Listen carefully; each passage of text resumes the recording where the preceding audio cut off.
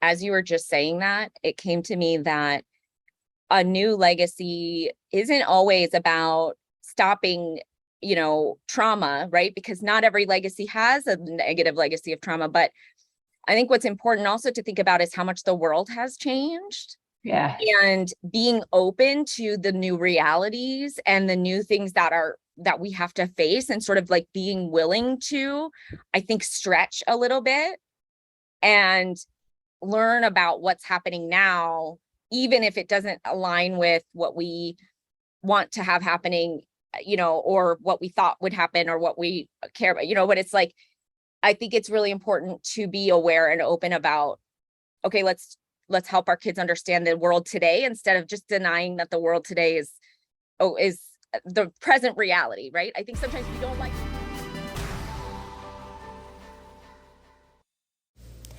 Hey MOMnation, welcome to Mental Wealth with Laura Wood and Katie Holly Lambert, where we talk through generational trauma so we can leave a new legacy for our children. Counselor Laura is with Benavieri Counseling out of Chandler, Arizona, and you can find her on Facebook, on the web, or by the link in the show notes. We hope you enjoy the show. Hey, and there we go. What's up, MOMnation? What's up, Laura? Hello. How you doing? Doing so good. I'm at home today. I'm out on my patio, as you can tell. So if you hear a dog bark, for those of you who are with us today, please forgive me. It's been a little chaotic around here. Yeah. Just know that we are moms. Yeah. And moms do, no matter what. So we're we show up. we show up. Heck yeah. Got to do what you got to do. And now we're gust of wind here. So it's kind of a good transition into the topic that we have today. Yeah. Because as you know, guys, if you've been following us for a little while, Laura and I are here every month, and we're just like kind of talking through our stuff, right? Our tagline, the name of our show is called Mental Wealth. Our tagline is Leave a New Legacy, because we want to not leave behind, we want to leave behind the good things, not necessarily the not so good things that have been plaguing our lives forever, right? And so we work on ourselves here so that we can not pass that on to our kids.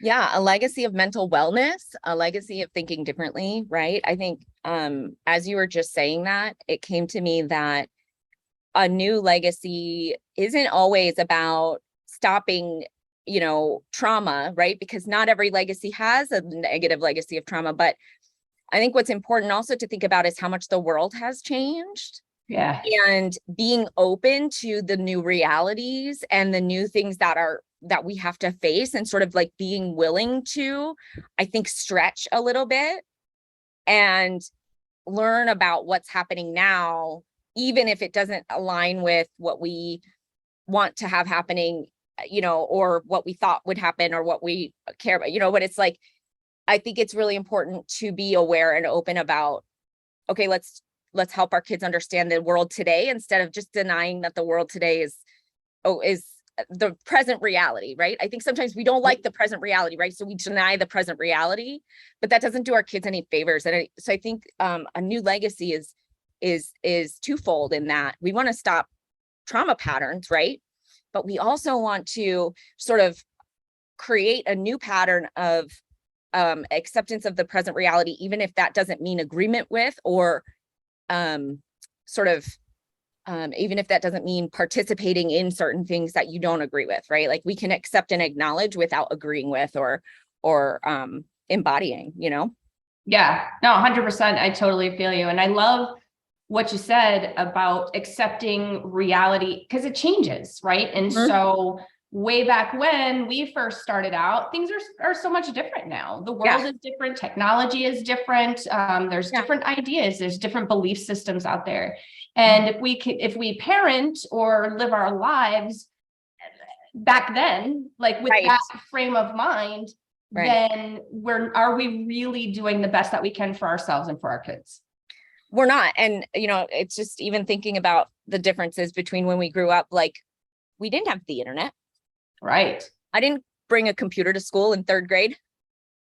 I didn't have access to the whole world's internet in my hand, at all times. I didn't understand concepts that were far beyond my capacity, right? I didn't have that constant flow of data and stimulation and, you know, excess, that just wasn't available, right?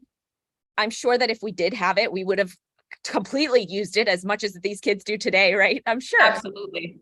But by sort of saying like, oh, it shouldn't be like this, that's not supporting our kids in learning how to be responsible with the world as it stands today, right? It's sort of an avoidance strategy that I think many of us come into sometimes. We're like, I don't understand. Yep. I don't Back know. away. This makes me uncomfortable. I don't know how to talk about this. So I'm just going to not talk about it. But then that kind of makes it really hard for our kids to sort of ask questions and safely explore concepts and sort of processes that they need to be able to explore safely at home. Because the life is complicated. It is, and it's always changing. And Yeah. so let's face it, like we're their best teachers, right? And it begins at conception, really, is my thought. And things change and they evolve. And are we really teaching them? Are we really giving them good tools to use throughout their life, especially in adult life, to teach them how to become adaptable, to teach them how to work with what they got, right? Yeah. And I think that is giant and, you know, not something that's really talked about a lot. It's not talked about enough, you know, mental flexibility, right? So when what we know about resilience is that you can pivot, you can flex when something doesn't go the way that you expected it to, right? So when a toddler throws a temper tantrum because you're going to go from one room to another, that's what Dr. Mona Delahook has called a prediction error. And so that basically means what I thought was going to happen didn't happen, and I don't know how to handle it, so I'm going to freak out, right? Like that's like 90% of toddlers' temper tantrums. Right. And so it's a big percentage of adult temper tantrums too, when you think about it in context, right? Like something didn't go the way I wanted it to, or the way I expected it to. And now I don't know how to handle the sort of present state. And so I'm either going to like pretend it's not happening and just like ignore it, or I'm going to completely freak out and not be able to recover, right? So the recovery from that prediction error, that recovery from when it doesn't go how you expected it to, is really what defines resilience. That ability to sort of be like, okay, didn't go how I thought. Let me see what can I do with it now? Where can I go from here? Versus just like, I failed, everything's hard. I'm bad at that. Yep. And the former example that you gave, you know, okay, this is not how I thought it was going to go. How can I work with this? Sounds and feels more confident to me. Yes, confident for sure. And, you know, just in okay, let's face it, I've been on the earth for a little while. I was going to say in my short time on the earth, but I don't know if it's a short time anymore. But I realized that those that have confidence seem to go through life in a more calm manner. They seem to have, you know, more calm, more fulfilling relationships. That kind of thing. And so I feel like confidence is a big giant deal. It is a big giant deal. And it's sort of a chicken or the egg, right? Because the confidence that comes from knowing that you can handle it, even if it's not what you thought, that's a byproduct of that you can handle it. But the you can handle it, even though it's not what you thought, can also come from confidence. So it's sort of it's a really validating cycle. And it feeds it on itself in a positive way. So like with, when we think about if we expect it to work, even if we don't expect it to work that necessarily that way, right? Like we can say like, but I can figure it out. That's one thing that I feel like has been a trait that's defined my adulthood, is like, okay, yeah, I'll figure that out. Like, yeah, I can do that. Yeah, I can make that work. Yeah, I can figure that out. I maybe don't know how, but if someone knows how, then I can learn. Right. Like that's kind of always been my thing, is like, well, if someone's doing it, there's a way to do it, which means I can do it. Right. Like that's sort of, even no matter how maybe not true that is in every situation. But still, I try to start from a point of like, okay, nothing is an unsolvable problem. Right. And I personally would rather live in that space than live in the, oh my gosh, I don't know what to do, let me run away, than in that space. And so that's been a kind of a big priority of mine to, I'm not a perfect human, no one is, but to teach my kid that as best I know how to and as best I can. Yeah, for sure. Because they're dealing with a lot of stuff, Laura. They're dealing with a lot of stuff. And, I wish, like, it's so hard because it's all about perspective. And I think to myself, I'm like, is it? I feel like it's 1,000 times harder for kids than it was for us when we were in school. And you brought up a really good point. The internet is a giant thing. What also comes with that is social media. So these poor kids are, in school, and perhaps, the saddest thing that I hear constantly, I know a lot of moms, I talk to a lot of moms, I see a lot of things. And the saddest thing that I constantly hear is of kids that are, specifically in-person school. They have their little social cliques, and the bullying has gone from, I'm just going to bully you in the hallways or at recess or whatever, to your life is completely miserable because now you're getting harassed online. And that I can't even, like, I want to cry because I can't even imagine being a teenager. Yeah. And going through just in what I experienced as a teenager. And I wasn't like super bullied or anything, but there were a couple of things. And I'm sure if there were social media back then, like, I would have been hung. Same. I think about that a lot, actually. I think that is so much pressure, right? And it's so much pressure to, even if you're not being like bullied, it's so much information about what other people are doing that it can feel really intimidating. Like, it makes you feel like less than, right? Because you're like not doing as many cool things, or, oh, I see this picture of like all my friends hanging out except for me.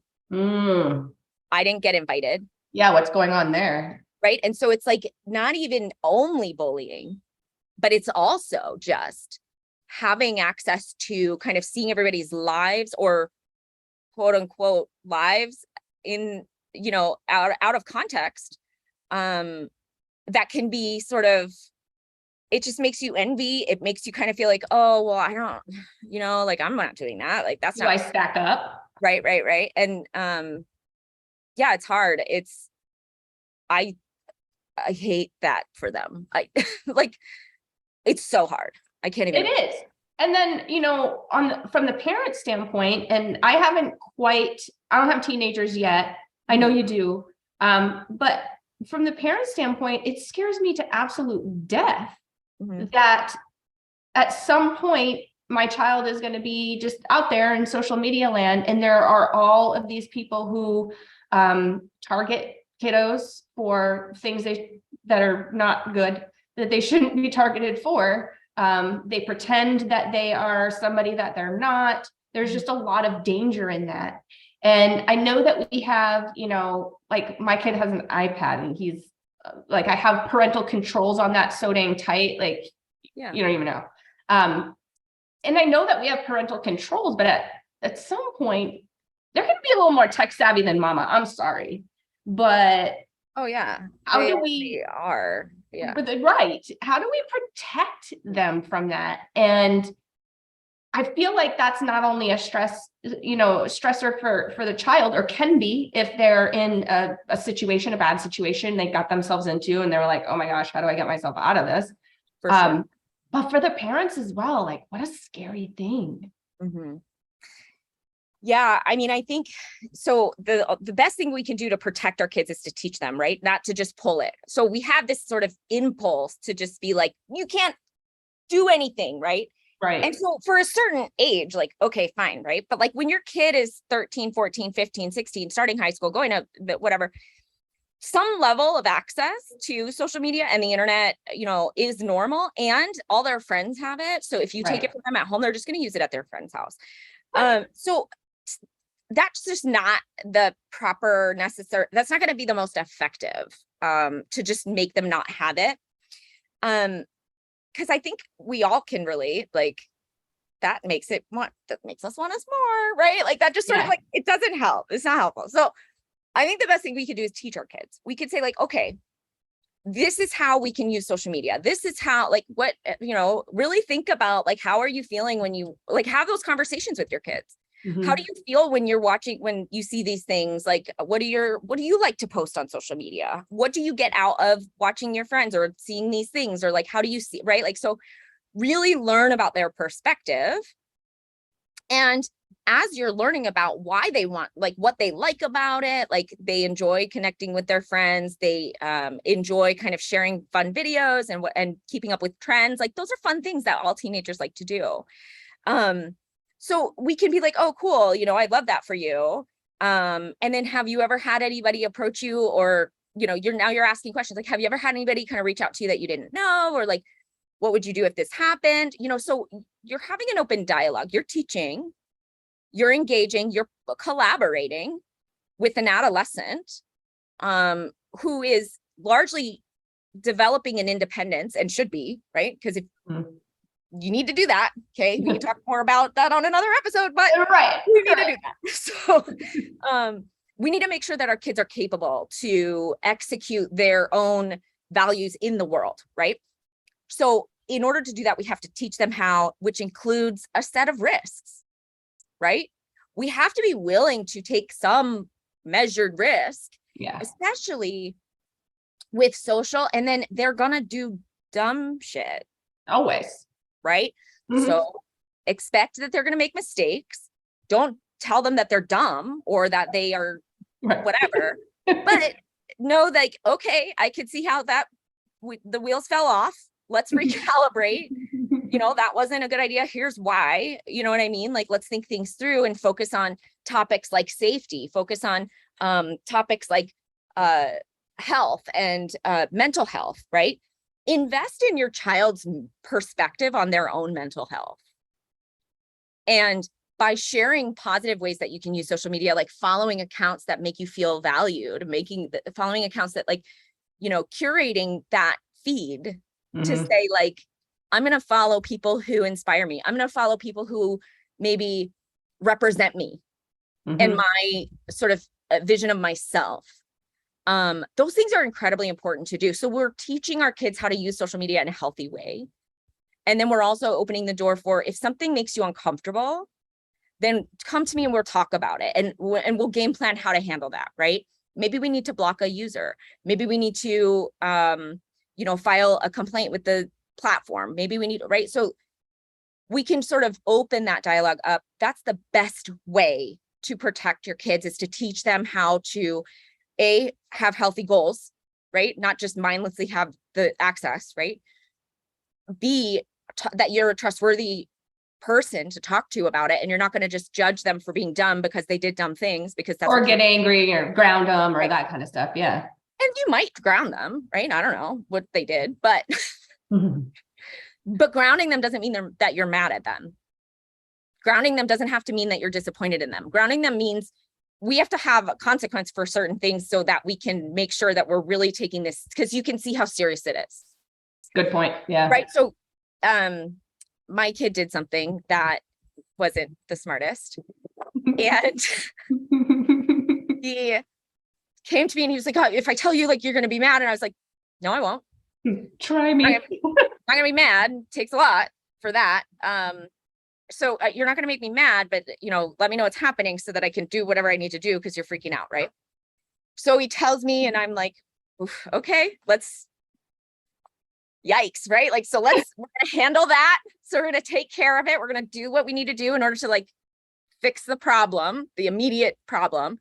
And then after that, we're going to say like, okay, so because of that, we're going to not be able to have access to our computer for about 2 weeks. Right. Because it's not that I'm mad, but it's that this is really serious. And if you don't have a consequence, then that demonstrates that sort of like doesn't accurately reflect like how big of a deal this is and how important it is for your safety that we don't have an event like this again.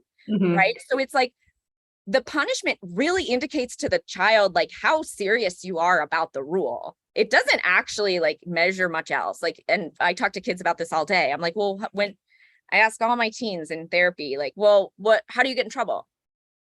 Well, I don't really get in trouble. My mom just talks to me for a really long time about stuff. And then I just have to so I get a lecture, or she yells, or she right. So the mom's or the dad's reaction is whatever their reaction is. And I'm like, okay, and then what? And they're like, well, nothing.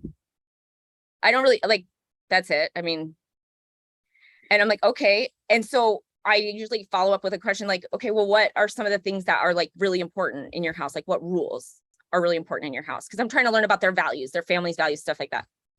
Be like, well, I don't know. I mean, it's pretty much just everything's the same. Everything's the same. There's no levels to this. It's all just, if I do something that my mom or dad doesn't happen to like at that moment, I'll get yelled at, I'll get a lecture. They'll threaten to take my phone. They probably won't actually take it, or they'll say they take it for a year or whatever, you know what I mean? Just the whole, you're grounded for the rest of your life kind of reaction. Yeah. But then nobody follows through. And so the kids are sort of left with this sense of okay, well, I can tolerate a lecture. I don't like it, but nothing else is going to happen to me. And that probably means that my mom doesn't really care that much. My parents don't really care about this. They say they do, they just they get mad, but they just get mad. They're just annoyed by it. It's not a big deal. Right. So from the perspective of the child, if we're not saying hey, this is a serious thing, we want to make sure that you understand that this is about your safety, and we need to ensure that you have kind of a break from this and whatever. That's showing that's sort of accurate. That's accountability, right? Discipline is about accountability, building good habits. Discipline is the word discipline. What do we think of when we think of somebody who has discipline? We think of somebody who has good habits, right? We think of somebody who has drive, they're motivated, they're usually effective, right? That's what I think of when I hear the word discipline. And so discipline isn't about punishing a child. It's not a punitive punishment, doesn't work. Right. It doesn't work for adults. It doesn't work for kids. It's not a deterrent either. It's just bad for everybody's health. It doesn't help anyone. But discipline comes with the perspective of teaching, restraint, teaching, impulse control, teaching, right? So when we make a mistake, to have discipline to correct that mistake, or to sort of practice restraint based on that, whatever, right? We're teaching those things that help them make better choices in the long run, because it's an actual thought process. It has an intent versus a punishment, which the only intent is to cause you pain so that you don't like it, but you didn't learn a damn thing except, how to maybe not get caught next time. Right. No, I appreciate that you broke that out of it. Again, you have teens, I don't. So I love that you went down that road. Back to things happen online. People may approach our child and say they are somebody different, and all that kind of bad stuff that happens after that. I'm building an open line of communication with my child in the event that ever happens to him, because I want him to come to me and not feel like he's going to get in any sort of trouble if a situation happens to him. And, because as kids, we can I know that when I was younger and some older people did some things to me they shouldn't have done, I felt like I was going to get in trouble for that. For sure. And so it's been a huge priority for me to do everything that I possibly know to do, everything in my power, so that my child doesn't feel like that. And if they're in a situation, whether it be online or whether it be in person or at a friend's house or something like that, when that's something uncomfortable or inappropriate happens to them or happens to him, that he'll feel comfortable enough with me and his dad that he'll let us know. Definitely. Yeah. Shame and blame teach someone not to tell. Yeah. Right. So punishment, including shame and blame, all I'm learning from that is that I can't come to you anymore. Yeah. I'm on my own. That's what I learned. And that's the worst. That's the worst. Yeah. The most dangerous impactful, traumatic experience for a child is to ask for help and to be shamed or blamed, and to ask for help and have help not come. Like, that is where trauma comes from. Yeah, I can relate with that. So more on social media, and this is a piece that I have concern about too. Again, my kid's not quite there yet. He has like kids messenger and he messages with three of his friends. That's it. That's all he's got. And his grandma, you know? So I feel like things are probably going all right there. Now, But later on in life, I know that that's going to end up progressing and there's going to be more, you know, he's going to be on more and he's going to be doing other things. What about the whole instant gratification of I put up a post and I get all these likes and then I kind of get accustomed to that. And it's almost like an addictive thing. Can you speak to that a little bit? Because I feel like that's a problem. Yeah, yeah, I mean, it's because it is instant gratification and it's also sort of a boost, but then the opposite will be true as well. Like if you put up a post and you don't get that, you're really gauging like the response to whatever you're putting out. And that's how you're measuring your own value or your own likability or your own whatever, like you know, even when it comes to like sending a message, like the kids message on, I say the kids, I sound like whatever. I can't even. So the kids today are messaging on Snapchat. They don't use like texting. They're like, who texts people? I'm like, I don't know, like whatever. Anyway, so they use Snapchat, right? And they text each other on Snap. They message each other on Snapchat. And you can see I hear this all the time. They left me on red. Or they left me on delivered or on open or whatever. Basically what you're saying is, so I got the message and I didn't even open it. That's on delivered. So like I saw you hit me up, but I didn't even check it because I don't care about you at all. Right. Oh dear. And then you left me on open. So, or something like that. Right. Or like red or what I think open and red are the same thing as I think that through, but whatever, it doesn't matter. So whatever stage of the messaging process, you can view that on the other end. And I'll tell you what, I don't care if you're 7 or you're 70, that is gonna fuck with your mind. Yeah, 100%. One time my boyfriend accidentally left red receipts on. And so I could see if he read my messages. And then I started to like think about it. And then I was like, right. So then I noticed that he didn't say red. And I'm like, why hasn't he checked my message? What's he doing? Right. Like, and I'm like a relatively well-adjusted adult, right? Yeah. So it's like that messes with you. So in the same way that as you post something and then it's like the likes, right? It's like, oh, this is cool. This is something that people like, right? Like I need to show more of this. But what if you post something and it really is like meaningful to you, but nobody likes it? Right. Well, then what? Right. And so like the kids are really, they're reading into these like behaviors on social media, like, if you scroll like way back in somebody's like Instagram or something and you like a picture from like 2017, like people are like, whoa, like you're a total stalker. Like that's so weird. Like there's so much, they make it mean so much. Yeah. And so I talk to a lot of parents actually about this kind of thing. And I'm like, just don't make it mean anything. Like try to help them understand, like, it doesn't mean anything. Plus algorithms. Not everybody sees your shit. Like exactly. Right? Like I'm a business owner. Okay. I understand that I'm not in everybody's news feed or whatever. Yeah. And so like, I think it's important to kind of help the kids understand like what this is and what it isn't. Right. And it can be addicting. It's like from a dopamine and a norepinephrine, like your reward system. Right. In your brain is like, boom, like, right. And that's like really exciting. But what that also does, it's funny, I had a conversation with Cohen, my littlest, he's 15. I was driving him to school today. And I was talking about this. And I was basically explaining that the reward system sort of goes really like, it's very, very, very active. But then when you're not engaging with content that provides you instant gratification, such as, you know, maybe you're reading a book or maybe you're going for a walk or whatever, like the whole rest of your life is dulled, which is the same effect on your dopamine and reward centers in your brain. Sorry, there's a big You have a fly coming after you? No, it's a spider. I'm like, what? Oh, hey. Spinning a web right here. Anyway, sorry about that. That's fine. So the reward systems in your brain are inhibited. They just don't do as much work as they normally would during regular time.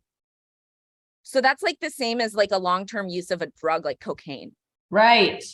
Right. So people like long-term drug users who then, when they're not using the drug, they're become depressed because their brain stops using those reward systems unless it's being used through like activation like a drug or like a media or video games, whatever. Right. So it's all the same. So essentially what it does is it damages the effectiveness of those systems in your brain during regular life. They don't work as well. They learn wrong. They developing improperly. And when you're a kid, you're developing, right? So like your brain's not going to be developed as well as it could have been had that stuff been moderated a little bit better. Right. I get that. Depression, and you're seeing anxiety, and you're seeing sort of this level of unsatisfaction in life. Like I have no direction. I have nothing. I don't care about anything. I don't like anything. I just, I get gratification when I'm like directly interacting with people online, but everything else like it's not stimulating enough for me. My brain is sort of like shutting it down. That's scary. So scary. And then what if, and then this is something that I worry about too, is what if they're not continuing to get the level of attention that maybe they once had or that they are after. And so now they're like, oh, hey, I'm going to wear less clothes when I take pictures of myself, or I'm going to do dangerous things or more dangerous things in order to get that level of attention. Yeah. Do you see that as an issue? For sure. I mean, again, same as drug use, right? Like, so, and I'm comparing this to drug use just because it's sort of like an understood addiction, right? It's sort of we know that this chemically alters your brain. Right. But we also know that this media does too. And it's not just social media, it's video games. It's the amount of time spent involved in an instant gratification type of situation. If you're not getting that, and it's sort of with the likes, it could be a little bit different because that could have some effect on your self-esteem in terms of like, I'm not getting it because there's something wrong with me. Right. So along those lines, it would make sense to have that child would basically question why, right? And sort of like look to others that's when you start to see like validation seeking and risk taking, and maybe spending time with friends that are different friends and that they're a little bit more like edgy or rebellious, or they get in trouble a lot. Yeah. Right? Or like they take more risks. And so when we see our kids like seeking that attention, seeking that validation through, making bad choices in their relationships, making risky choices with their friendships, et cetera, that signals to me, give them that at home. They need that validation. They're missing that for whatever reason, right? Maybe it's because they were sort of engaged online and then they kind of fell off or whatever. Like maybe it's because of, it could be for whatever reason, but if your kid is doing things and taking risks and engaging in unhealthy and toxic relationships because they need that validation, then you need to be the one who gives them that validation, right? You need to be the one that says like, hey, you are the best, the most important person. Like you're sort of going to make up for those likes by giving them that home. So no, that does not reward bad behavior. Giving your kid extra love and extra compliments and extra positive attention is absolutely never going to reward bad behavior unless you literally say, I'm so glad that you went out and did that bad thing. Here's your reward. Like, that's not how it works, right? Right, exactly. I know that's a big question that I get a lot is like, well, if I'm just like super nice and loving to my kid all the time, like, aren't they just going to like learn that they can get away with whatever or whatever? No. Oh, remember the thing we talked about discipline earlier? Yeah. You're still disciplining them. You're still holding them accountable for those behaviors. You're taking those behaviors seriously while at the same time, you're saying, I think that you're the most important and the best person on the whole planet, and I'm going to keep you safe. And I care about you and I love you and I am invested in you and I think that you're cool. And you'll get your phone back in 2 weeks. Like, that's going to be better received too if you have that sure. type of relationship with your kid and if it's presented in that manner. Mhm. So like with my 9-year-old, I know that if I come to him, if he's, you know, struggling with his schoolwork, I don't know, and he's kind of having a bad attitude about it. If I come to him and I, you know, am cool and I'm like, bro, you can do this. I totally understand that maybe you're a little tired. Maybe you need to run around the house, go get a snack, come back to it, something like that.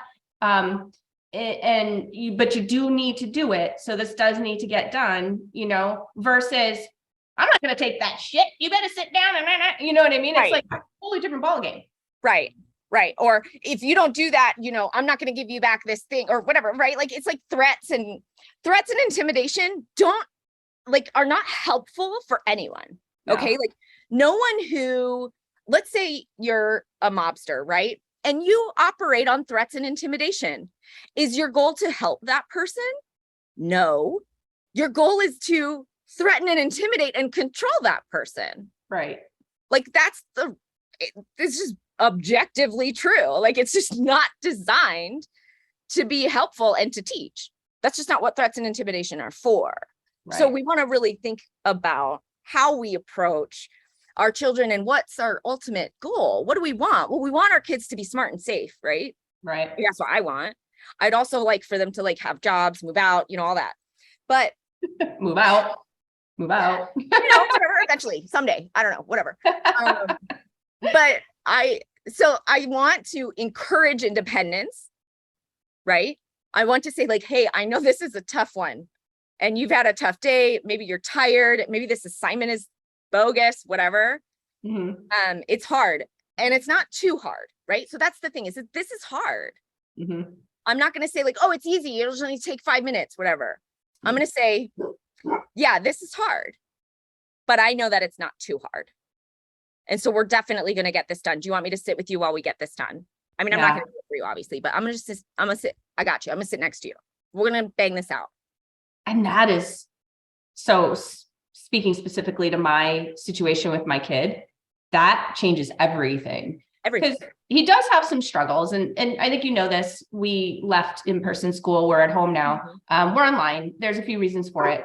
But that is giant for him is because something that I realized is that I felt like the teachers were just kind of passing him and he was not incredibly behind, but somewhat lagging, you know, behind where they were at in their curriculum. Mm-hmm. And so what I realized is he has ADHD, you know that. And my biggest thing is to help him learn how to deal with it on his own versus seek out medications and stuff like that. That's what we're working on right now. Yeah. And so I realized that just having me, even if I'm doing my own work, yes, and he's just sitting next to me and he can ask whenever he needs help, you know, clarification, or if I see him like, right, you know, and I can kind of be like, hey, you know, that's been incredibly helpful. He has grown leaps and bounds in just the last couple of weeks. Yeah. Just being close to us. I love that for him. Yeah. And I love that for you. And just to know that that makes such a big difference, right? Like, we don't have to rack our brains on like, how do I do this? You just literally sit there. That's all. Do nothing. Right. Just sit in the same room while they're doing something hard. I always tell parents to sit in their rooms with the kids while they're trying to clean their rooms or do a chore or something, because it's just, I don't want to be by myself. Like, I don't want to do a hard thing all by myself. Right. I always call a friend if I have to like put together a piece of furniture. I want to get on the phone and talk to a friend while I do that, right? Like, Right. I just don't want to be alone doing hard stuff that sucks. Right. So I just want you to be in my proximity so that I feel connected with you. And that's all. I don't need you to really do anything else. I think that's really important. I think it is too. And I think, and so we actually had this conversation yesterday, Matt and I, and Jax was actually a part of it too. Eventually, like we can't be there for everything, right? Right. So eventually they're going to be as old as us, and that's just going to be weird. So they need to. We're not getting any older. Like so they'll literally be as old as us. We'll be exactly as old. Right. We'll be exactly as old. That'll just be weird. How does that work? I don't know. Oh, time. But anyway, so we were talking about schoolwork and how things are going. We were just kind of talking through what our experiences have been over the last couple of weeks. And Jax mentioned, he said, Mom, I like it when, you know, I feel like math is easier when you sit there with me. Mm-hmm. And so I said, yeah, but so when we first started, I was kind of helping him. And Sure. now I pretty much just sit there and guide him a little bit if necessary. Mm-hmm. And so I said, but do you realize how we're doing it now? How things have changed? I don't give you the answers, buddy. I don't tell you how to do it. You're doing it totally on your own. Like you're doing an amazing job. I'm just there. Yeah. And he was like, oh yeah. And I said, I was so proud of myself about this. I was like, remember when you started riding your bike and you had training wheels? Mm-hmm. Like, yeah, I do. I said, well, remember those training wheels helped to guide you until you could figure out how to ride your two-wheel bike by yourself. And then we took them off and now you don't need them anymore, right? Mm-hmm. Yeah, I know. Well, that's kind of like mom and dad, like we're your training wheels and we're guiding you and we're helping you, but eventually you're going to be doing it on your own. And that's just kind of the conversation that we had. I love that. What a great example. I sometimes use the analogy of the stick that you plant the tree with, you know, mm-hmm. Eventually that tree way outgrows the stick. Right. And you don't need that anymore, but it's like you do for a minute. And I think that's really important too. I love that you shared that with him because I don't think that they make it explicit, right? So when kids sort of feel better, they don't think that hard about what changed, right? Like why do I feel better? I don't know. They don't care. They're not exhibiting that level of insight necessarily, right? Or like self-exploration. That's not what a 9-year-old's going to do. And so sometimes we have to say like, hey, did you notice that how much more you're doing by yourself? Right? Like, and that's what builds that confidence. That's what reassures them and validates their own independence and their own success and their own capacity to learn and grow and improve. And one thing that used to be really hard now isn't that hard. And to reflect on that is incredibly important. I love that you did that with him. And I bet that was really meaningful for him. Yeah. I mean, he didn't say much. He was in the back seat of the car, but sure. I think he totally got it. Yeah. And, you know, just to kind of speak to that, I know it's a little bit off topic, but you were going to love this. So and you know, Matt and I really do focus on mental health. Like it's a big passion of ours. We just like this show that we're doing, like we do that in our regular lives. We want to pass on better habits to our kid. Yeah. He has started really sharing his feelings since he's not been in in-person school. Mm-hmm.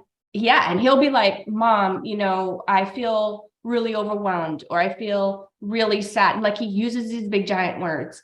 And, you know, I feel really emotional. And when I get emotional, if, you know, how did he say it? Not yell at him, because I don't really do that. But if you are, what's that? Like an angry tone or something? Yeah. You know, or maybe I'm just busy. And so I'm kind of short, sure. You know what I mean? Mm-hmm. Yeah. He's like, you know, when you do that, Mom, it really makes it worse for me. And it makes me feel more emotional. Look at this. Hey, Aurora. I know, I'm sorry. So cute. Hey, baby. Getting some mama love. I love it. Perfect timing, pup.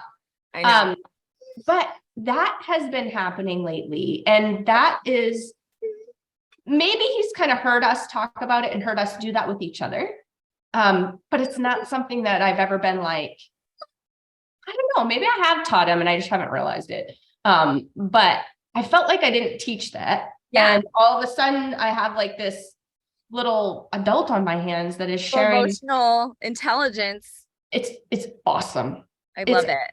awesome. And I'm like, you go through life doing that, and you are going to be a force. You're going to be an amazing force, but you are going to be a force to be reckoned with, son, because who does that, That demonstrates such a capacity for emotional regulation and for, communicate. Like that's such a trust, right? Because it's not always safe to sort of like tell someone how they make, like if what they're doing is kind of making things hard for you, doesn't always feel safe to do that, right? Right. Like I know as a parent, there's a lot of ways that you could respond to that, like, right? Like be like, well, if you come at me when I'm busy, Yeah. okay, like I could defend my position on why I was short and how I wasn't actually being mean and how I wasn't yelling and I didn't mean it, right? Like that's not necessary, right? Like it just doesn't help. And Right. so like your openness to listen to that, I think is really important. And I wish every child to have that opportunity, right? Like I want everyone to be able to communicate their emotional needs and have those be well received. And we're not perfect, right? Sometimes we're like, oh, sometimes we're busy and we're overwhelmed ourselves and whatever, but we can apologize for that later. But I think that just demonstrates like a real trust and also a capacity for regulation too, because what that shows me is that he can tolerate the feeling of being overwhelmed. Mm-hmm. He can maintain his window of tolerance, right? He can maintain his regulation in the face of something challenging. And then he can help himself kind of bring that back down. Whereas a lot of times, like something overwhelming or like somebody like snapping at us or something like that, we don't maintain the ability to be like, ooh, you know what, that, right? We kind of just get kicked out of. You're out of the window. You're out of your window. And then it's harder for you to come back in. So being able to bring yourself back down, to stay in that window longer, through more and more difficult things, to maintain that ability to communicate, like those are real strengths. And that's what we want to see. Those are like goals for therapy, right? Like those are the outcomes that we want to start seeing. Yeah, I know a lot of adults that are very far from being able to do that. So far away. Yeah. Yeah. Yeah. So I knew you'd love that one. I do love it. Thank you for sharing that with me. Wait until you see him. You're going to be like, oh my I know. God. I know it's only been a few months since you've seen him. And I think you're going to be like really, maybe not shocked, but I think you're going to be very surprised at the little adult I have on my hands. It's really, yeah. I can't wait to see him. Yeah. I want to make sure that we go back though to the social media stuff. I want to if we had any additional thoughts or concerns about that, because I know we had started sort of talking about the impacts of likes and the impacts of possibly losing your status and stuff like that. What other things were on your mind about the social media and sort of the things that kids are facing that we haven't talked about? So there's a lot. We're actually we got 8 minutes. Oh. And I don't know. I know it went by super fast. I'm like, holy crap. I just looked and yeah. And maybe we can do a part 2. I know we had some ideas for next month, but maybe we could throw a part 2 in there at some point because there are a lot of other stressors that I was realizing with my kiddo, and that was the reason why. And I'm not saying that what we did is what everybody needs to do or is, the best idea for everybody. It was just the best idea for our family at the time. And, things may change. We may not be home forever. He may end up going back to in person at some point. But they are starting to get into social media, even in the 3rd grade. So that was kind of a scary thing. The violence that is happening in school, not only with people coming into the school with bad intentions, but the student body themselves. And again, it's kind of just starting with mine because he's as little as he is, but I have some friends that are in the same school system that have older kids. And there's not only violence between students, but violence toward teachers. So that I feel is really stressful and crap that they just don't need to deal with. There were some incidents where kids didn't want to go to the bathroom because things happened to them in the bathroom or whatever, just stop. You're there to learn, not there to deal with all of this crap. Drugs was also yeah. really big. The whole fentanyl crisis where, you know, that's growing and changing and it looks too. in vaping, you know, drugs look like candy now. Kids are just younger and younger, getting a hold of it, not really understanding what they are taking or doing. Sure. And you know, sex too. Like I think I might have told you this, maybe when we went on that trip. Yeah.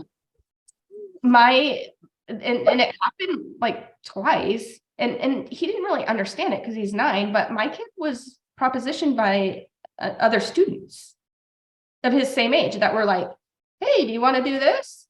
What? Yeah, and I don't even think that You're those so other little.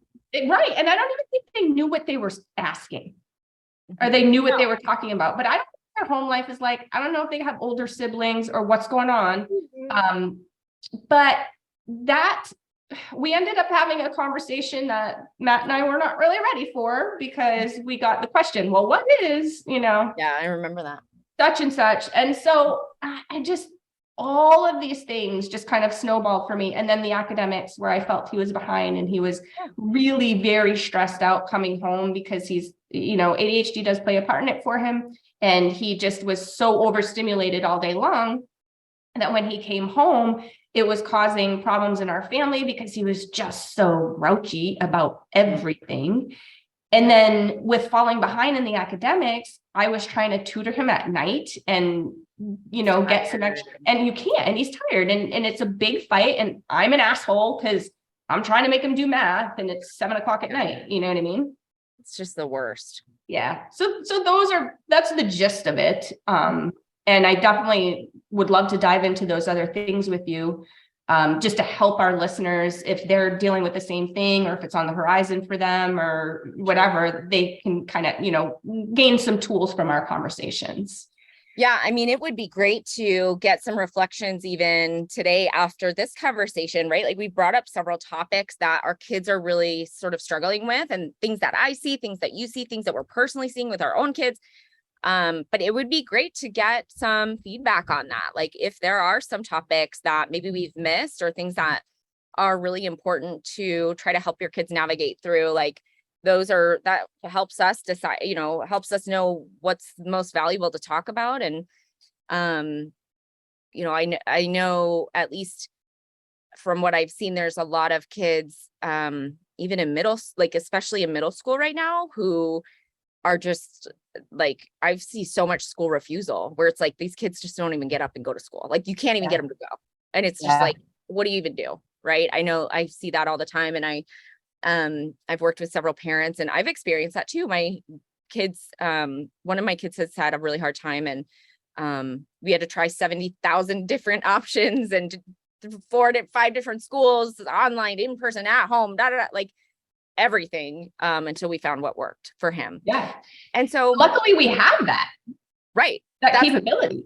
That's what I was thinking too, when you were saying, you know, for you, it was at home, right? It's not that that's not the best option for everyone. It's that that's not the only option for everyone. Right.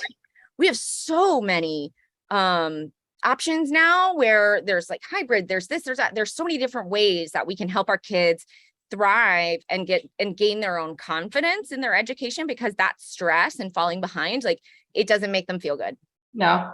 And they don't. And it goes back to our conversation about us and our minds and expanding our minds and understanding that, like, okay, traditional school setting is just not what it was, especially back in the day when we were going to school. I don't know how old our listeners are out there. Actually, I do, because I look at the stats, but but I know some are younger than us, and you know, and they are probably dealing with some different challenges, and their vision of what traditional school is even different from ours.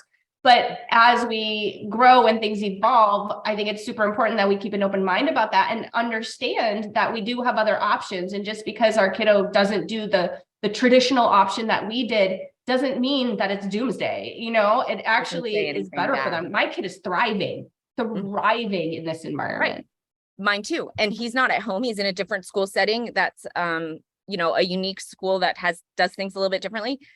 And my other kid's in a totally different school that does things totally different. So it's like, each one of them really had their own set of challenges, I think, based on their ages when when school really changed, which was when we all got sent home.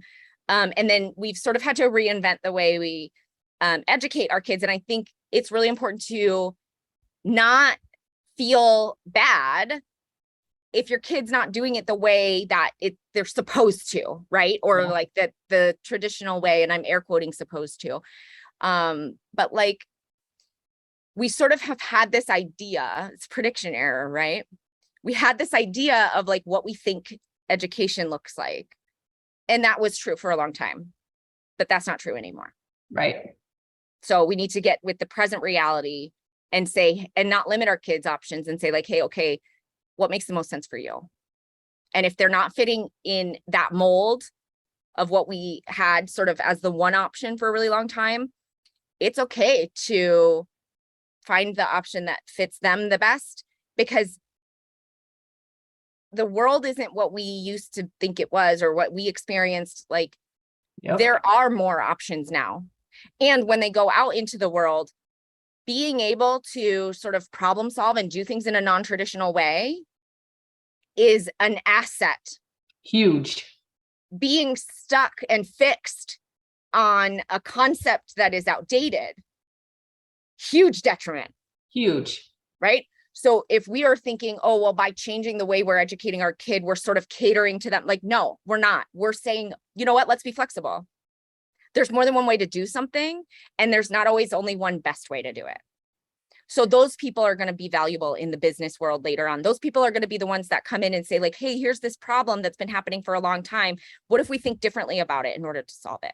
Exactly. Those people are going to make all their money. Those people are going to be really successful, right? Like those kids who are given flexibility in their problem solving and thinking, and we're not just catering. We're not just, it's okay to be nice to your kids. It's okay. And it's okay to find alternative environments for them as needed. Yeah. Like, and I know I can really like, I want to teach my kids to be strong and independent. You know what I mean? Like, I don't want to just like make the world easy for them. Right. Like so it's always, we're walking that line all the time. And I think it's just important to have balance in that area. And not sort of beat yourself up about, am I doing too much for them? Or am I doing right? Like, just, your kid, really attune to them, like get on their level, like understand where they're coming from. And that's where we started with, ask them questions, learn from their insight. What is their experience? And go from there. I think it's so important. And, I get so sad when I either see or experience or hear of a parent just kind of like dismissing their child's thoughts, their child's feelings, especially when they're vocalizing them, because it's like, well, you're not going to get that for too much longer. And that's sad. I know. And you know what? It is really hard to like understand where they're coming from because things are so different. It's true. So like what our kids say to us about like how things are, like their opinions, like are actually very different than what we think things are like. So we may be like, what? Like, you know what I mean? But that's okay. We're just asking for opinions. We're asking them their perspective. It may actually be hard to understand where they're coming from. That's okay. Just let that be hard. Let it be what it is, Exactly. No, I agree. All right. So everybody, there's a part 2 coming because I can see it in Laura's eyes. We got more to talk about. So much more.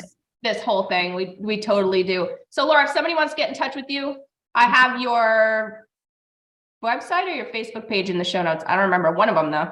One or the other, either one. Both are Benavieri. So my website is www.benavieri.com, BENAVIERI. That's where you can find me on Facebook and Instagram as well. Yay. Thank you so much for another amazing episode. If you guys, Laura and I have been doing this for a long time now. It's like coming up on a year and a half, and we do it every month. So we have a bunch of shows. We've talked about a bunch of topics. We have a bunch more to go, guys. So head on over to our YouTube channel if you want to check out any of our past shows, see what we've talked about before. It is at MOMnation USA. That is our handle. Just scroll down a little bit past all the shows. I'm a little show happy. But mental wealth is kind of close to the top. So check that one out. That is our playlist. If you are more of the podcast type maybe you run a lot or bike a lot, whatever it is, then hop over to your favorite podcast platform, type in MOMnation Talk Radio. You will find us, download us, subscribe, all the things. You will be notified of our next episode. Thank you so much, Laura. Thank you. Love you. All right. See you tomorrow. Bye. Yeah. Bye. Bye.